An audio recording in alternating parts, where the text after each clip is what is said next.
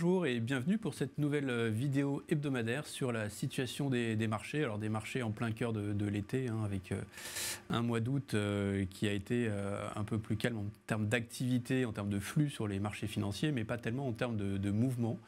Alors si on revient sur ce qui s'est passé les dernières semaines, ce qui est important de noter, c'est le mouvement sur les taux, notamment les taux à 10 ans, les taux américains qui ont remonté jusqu'à des niveaux au-dessus de 4,30, des niveaux qu'on n'avait pas vus depuis 2007. Vraiment une hausse des taux longs américains assez significative. Pratiquement 100 points de base de hausse depuis plus de 6 mois. Donc c'est vrai qu'on a cette tendance qui se confirme aux États-Unis et qui est due principalement à une bonne tenue des chiffres macroéconomiques aux États-Unis. Alors dans le même temps, en Europe, on a les taux aussi qui ont remonté sur la partie longue, la partie 10 ans, avec un Bund d'un 10 ans allemand qui a remonté autour des 2,70. Des niveaux qui sont assez élevés par rapport aux anticipations des banques centrales sur la partie longue. Mais en fait, sur la partie courte, il n'y a pas eu tellement de changements par rapport au début du mois d'août ou à la fin du mois de juillet. En fait, les marchés anticipent toujours que d'un côté États-Unis, on va avoir une stabilisation des taux directeurs sur les niveaux actuels, donc pas de hausse supplémentaire attendue. Par contre, on s'attend à ce qu'on reste sur un plateau au niveau des taux directeurs pendant une période un peu plus longue, étant donné la résilience de l'économie américaine. Côté Banque Centrale Européenne, pas de changement non plus en termes de prévision d'anticipation de marché. On a encore une hausse attendue de 25 points de base au mois de septembre. Mais après, on devrait avoir également un plateau compte tenu des perspectives en termes d'inflation et de croissance dans les différentes zones. Sachant que bien évidemment les banquiers centraux vont toujours mettre l'accent sur l'inflation qui reste élevée, que ce soit aux États-Unis ou en Europe, on a tendance à avoir des chiffres qui confirment la baisse de l'inflation totale, avec les prix de l'énergie qui sont inclus dans ces chiffres. Par contre, au niveau de l'inflation sous-jacente, on a toujours une inflation sous-jacente qui reste assez élevée, assez persistante. Donc on aura un discours des banquiers centraux qui devrait rester assez ferme pour lutter contre l'inflation au cours des prochains mois.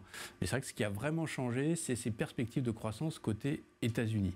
Alors dans le même temps, on a eu des données ou des informations en provenance de la Chine qui étaient un peu plus négatives. Alors, on a toujours les chiffres du chômage au niveau de la population des jeunes en Chine qui restent élevés et qui augmentent, à tel point que le gouvernement chinois a décidé de ne plus publier ces chiffres. Mais on a également eu des informations concernant le secteur immobilier, notamment en ce qui concerne les sociétés Evergrande ou Country Garden, avec des coupons qui n'ont pas été payés sur des obligations émises en dollars, et donc qui fragilise le secteur immobilier chinois, mais ce n'est pas complètement nouveau. Donc c'est vrai que c'est un sujet d'attention, mais qui n'a pas forcément eu des conséquences très marquées sur les marchés d'actifs, notamment américains et européens. Donc c'est un point de vigilance, notamment pour la croissance en Chine, qui risque d'être en dessous des attentes. Je rappelle que le gouvernement chinois cible une croissance autour des 5% pour cette année. Et c'est vrai que compte tenu de ce contexte, notamment lié au secteur immobilier, c'est vrai que cette croissance de 5% risque de ne pas être atteinte. Alors on attend des mesures, des plans de relance côté Chine, mais ces mesures, ces annonces ne viennent pas. On a eu quelques annonces fin juillet, mais finalement depuis, rien de neuf. Donc ça reste un point d'attention en ce qui concerne les marchés financiers. Au niveau des marchés actions, comment est-ce qu'ils ont évolué dans ce contexte ?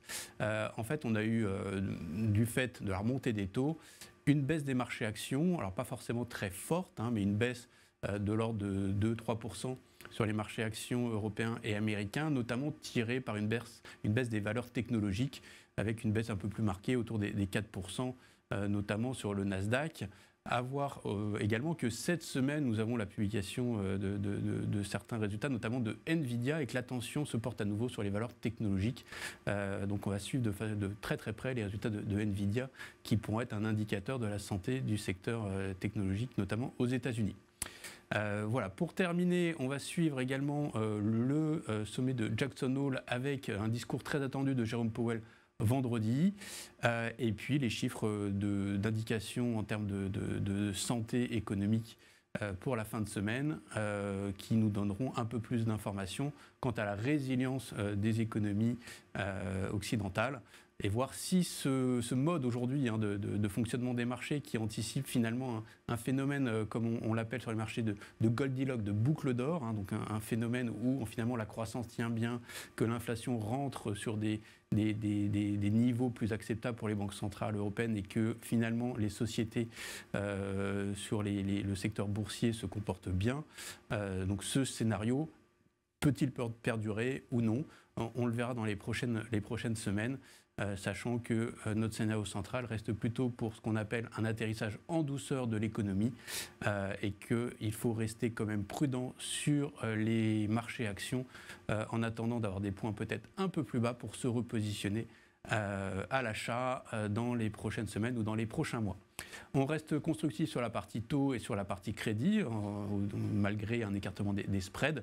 On estime que le carry, le portage sur les marchés obligataires reste quelque chose de très intéressant à avoir en portefeuille et qu'il faut rester exposé sur les marchés de taux, que ce soit la dette souveraine, malgré les remontées de taux, c'est d'autant plus des opportunités pour revenir sur les taux et également sur le marché du crédit. Voilà, je vous remercie, je vous souhaite à tous une très bonne semaine et je vous dis à très bientôt. Merci.